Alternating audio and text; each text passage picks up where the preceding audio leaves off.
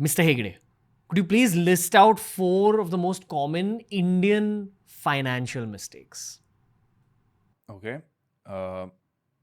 Buying a house too early, starting your investments too late, not learning about how the taxation system works in the country, so you end up paying a lot more money in the early years, and lastly, not knowing how to use credit cards properly. Okay.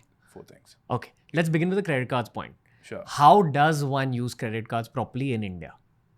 So it's a very simple maths. So you need to understand what is your return on expenditure. So if I'm spending 100 rupees, how much am I getting back? Most people probably get 2 rupees back in terms of cash back. So the trick is to know how to get 20% back. So imagine if I spend 10 lakhs a year, can I get 2 lakhs back in terms of free flights and hotels? So if you figure that out, you are saving so much money because that 2 lakhs, which you're anyway going to spend on flights and hotels, can go towards your investments.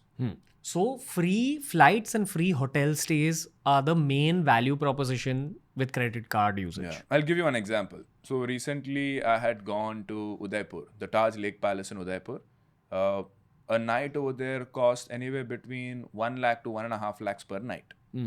I stayed there for 2 nights. And the total bill could have been 3 lakhs, 3.5 lakhs with food and all of that.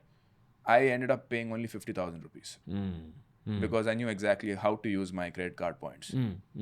And credit card points, if they get accumulated over time, they stay forever? So it depends on the card. Some cards will accumulate for probably 2-3 years, they stay. Some cards unlimited, no time.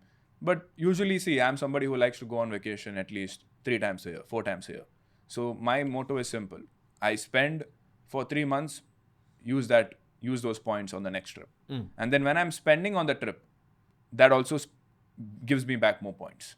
Got So let's say I go to, Dubai. I went to Dubai recently. The flights and hotels were free. And then in Dubai, let's say I bought my mom a designer bag for 3 lakhs. I swipe on my credit card. I have,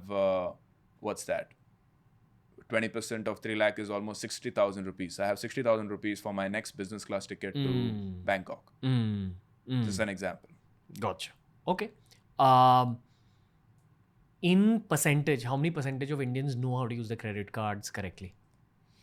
I would say, forget percentage. I would say, see, there are about 10 crore credit cards which have been disbursed in India right now, which is very less compared to United States. United States, there are 30 crore people.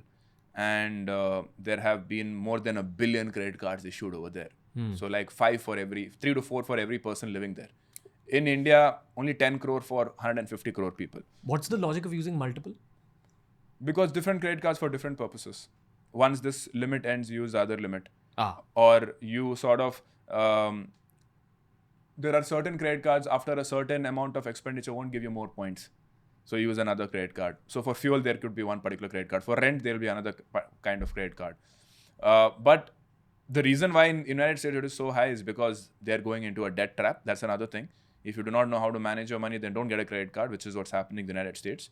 But coming back to the question, I would say the number of people who know how to use credit cards properly will not be more than 10,000 people out of these 10 crore people who have a credit card. Wow. Not more than 10,000 people.